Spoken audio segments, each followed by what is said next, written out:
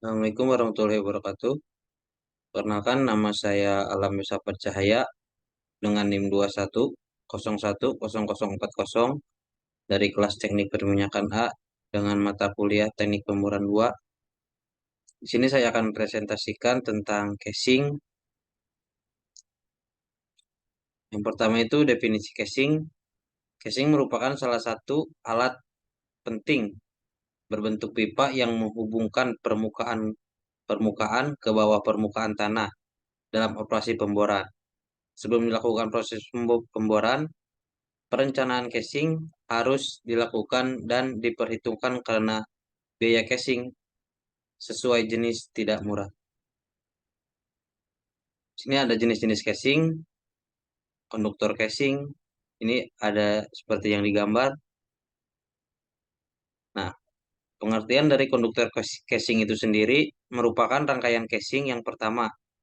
Konduktor casing ini ditanamkan pada titik di mana suatu sumur akan dibor dengan cara menumbuknya dengan menggunakan diesel hammer.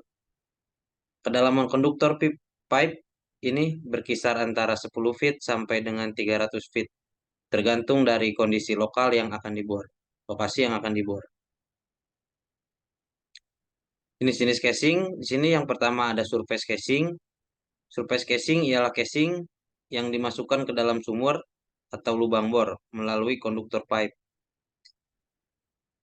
Kedalaman dari surface casing ini akan sangat berpengaruh bergantung dari kedalaman formasi yang tidak solid. Biasanya, surface casing ini memiliki ukuran diameter 9,5/8 inch sampai dengan 20 inch.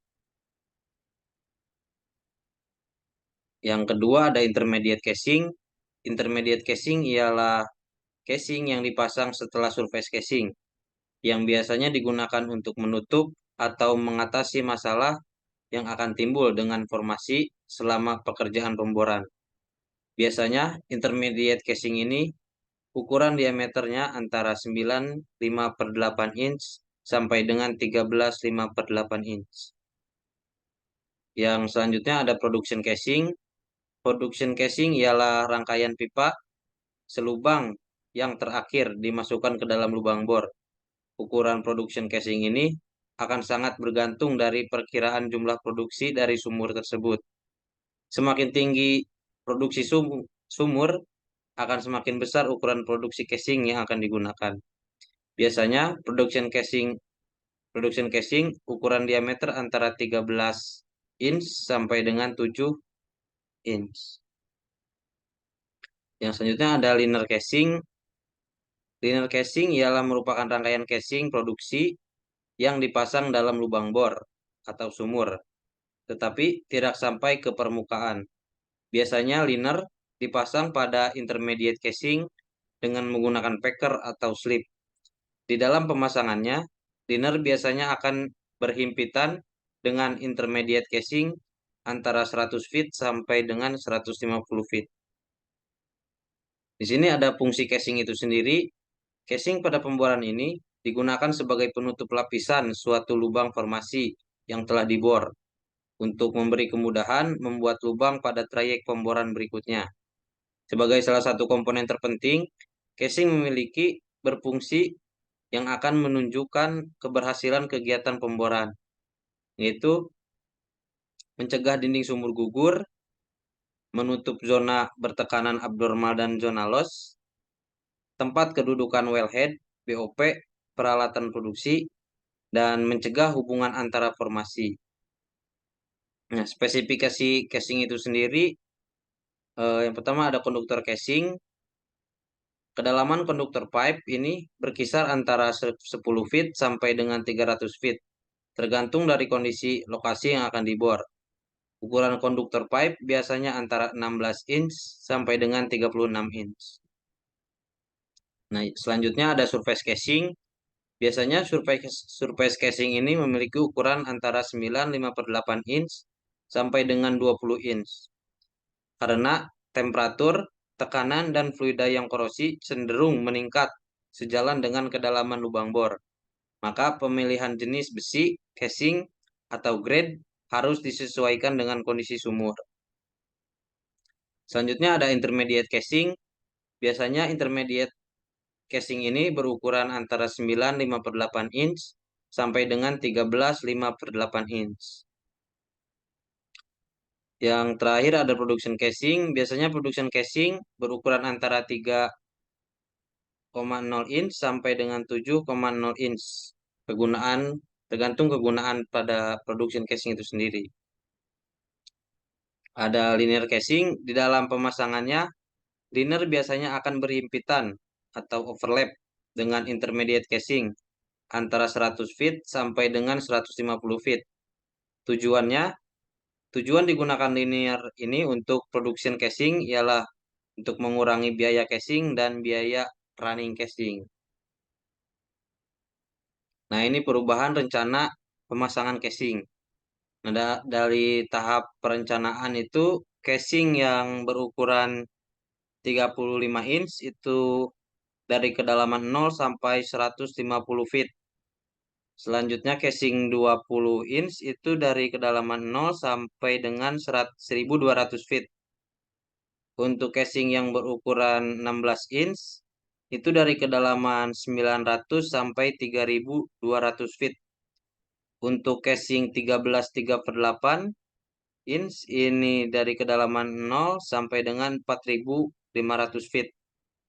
Untuk casing yang berukuran 11,3/4 inch ini dari kedalaman 4200 hingga 6500 feet.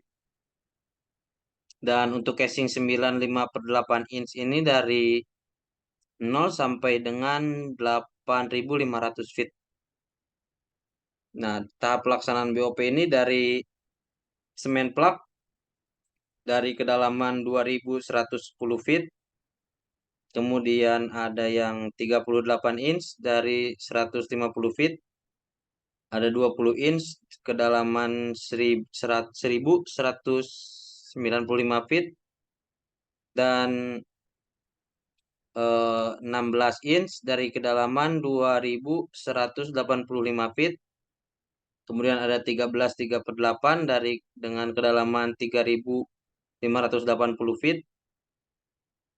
Dan ada juga ini casing yang tidak terpasang atau open hole dari kedalaman 6100 feet. Kemudian ada dari kedalaman 8750 feet. Dan ada juga 9297 feet. Nah, permasalahan pada casing itu sendiri, yang pertama ada runtuhnya dinding sumur. Hal ini dapat terjadi pada lapisan batuan yang tidak terkonsolidasi dengan baik, sehingga menyebabkan pembesaran lubang bor dan pembelokan drill strength. Yang kedua ada tekanan abnormal dan loss sirkulasi. Hal ini dapat terjadi pada zona yang memiliki tekanan lebih tinggi atau lebih rendah dari tekanan hidrostatis lumpur pemboran, sehingga menyebabkan well kick atau loss mud. Yang ketiga ada kekuatan casing.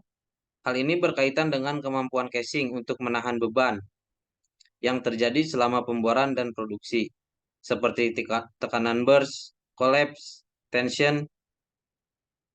Casing harus dipilih dengan ukuran grade dan weight yang sesuai dengan kondisi sumur. Sini ada jenis-jenis sambungan pada casing. Yang pertama itu ada threaded and coupled TNC. Sambungan ini terdiri dari dua bagian, yaitu thread yang ada di ujung casing dan kopling yang berbentuk silinder. Thread dan kopling memiliki ulir yang sangat cocok sehingga dapat disambungkan dengan cara diputar. Sambungan ini mudah dipasang dan dilepas, tetapi memerlukan ruang ekstra untuk menyimpan kopling. Yang selanjutnya ada integral joint. Sambungan ini terdiri dari satu bagian, yaitu thread yang ada di ujung casing. Thread ini memiliki bentuk khusus yang dapat disambung dengan thread lain tanpa memerlukan kopling. Selanjutnya ada premium connection. Sambungan ini merupakan sambungan khusus yang memiliki desain lebih kompleks daripada TNC atau EG. Sambungan ini memiliki fitur tambahan seperti metal to metal, seal, turquoise solder, anti-rotation device, dan lain-lain. Sambungan ini dapat menawarkan kekuatan, kedap udara, dan ketahanan. Terima kasih. Mungkin itu saja yang saya bisa sampaikan. Kurang lebihnya mohon maaf. Assalamualaikum warahmatullahi wabarakatuh.